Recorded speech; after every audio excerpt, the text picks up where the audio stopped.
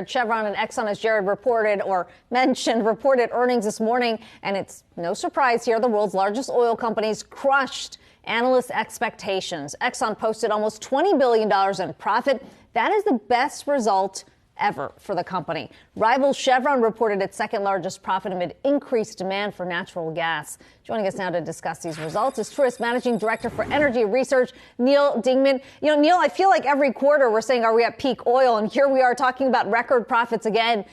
Is this as good as it gets? No, I think the simple answer is no. I mean, to call these companies cash cows is probably an understatement. I think I'd call them cash bulls. You all mentioned the earnings, the profit. We simply, I think the big factor being free cash flow. Chevron had a new quarterly record, almost $11 billion in free cash flow. Exxon was just a touch under its record last quarter, still generated over $17 billion in free cash flow. And what's unique about these companies is that they're getting the majority of this from the upstream while having some growth, unlike most of my independents that are basically seeing no growth. And Neal, this energy crunch that we've seen, so many people talk about it as being something really structural, that this is going to go on for years, countries trying to figure out where they're getting their energy from. So if this continues like this, are we going to be seeing more gains for these companies? Yes, I think especially for these companies that are not just purely domestic, like obviously the two majors, that if they can open up, Exxon talked about a new record amount of new LNG production they're talking about. They talked about new carbon ventures. There's just a lot of things that they're going to start doing that, again, my smaller companies are not going to be afforded to as they sort of keep production flat. But the simple answer, I think, is absolutely that they will try to expand. But the simple answer is domestically as international, especially Europe, the supply is just, when it comes to infrastructure, is simply too tight. So that not the upstream is going to remain the challenge, the midstream. Neal, it's worth pointing out this number that I thought was pretty incredible here. Exxon in this current quarter is forecast to post full year profit in excess of $50 billion. So if you look at that, that's more than Amazon, Procter & Gamble, and Tesla combined, right? I mean, what a difference a few years makes when you think about where Exxon was before. This is a company, and not just Exxon, but Chevron too, obviously that is exposed to these cyclical swings. And obviously they have had a huge year.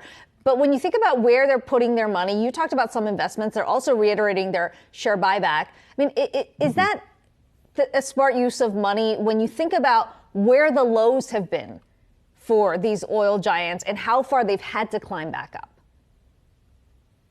Right. I think the simple answer is that they have two choices. You can either expend it externally or as you said, either some sort of shareholder return. And most of them, even including the majors, just say, okay, what would it cost me to go buy anything on the upstream, midstream infrastructure, new venture side?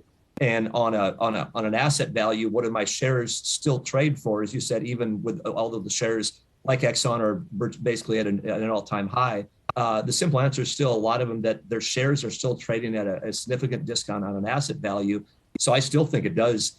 Let me say though, they're not buying back near as much shares and paying near as much dividends as some of the independents, which are paying upwards of 75, 85, and 90% of their free cash flow out. So the majors do keep a much more optionality to do other things.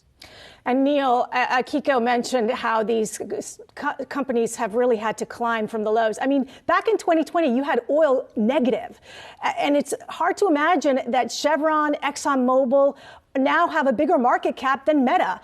So right now we're watching year-to-date ExxonMobil is up 78%. Chevron's up 52% year-to-date. If investors didn't get into the stock earlier this year, is it too late, or how do you see this in the next 3 to 6 months, especially if the economy goes into a recession? Simple answer is no, it's not too late. And why I say that is I've been talking to a lot of investors, and to me, out in the street right now, the biggest variable or the biggest sort of, when you're looking at stocks, I think, is free cash flow yield. And right now, the energy group, even these two stocks today, dominate all their sector. I think right now in the S&P 500, of the top 10 stocks in the five, that 7 are E&P companies as far as having the highest free cash flow yield. So I'm definitely aware of the run that all of them had, even Chevron, Exxon included. But again, to me, it comes down to what the free cash flow yield, what you're able to do with that. And right now, the energy sector still dominates all other sectors in that aspect.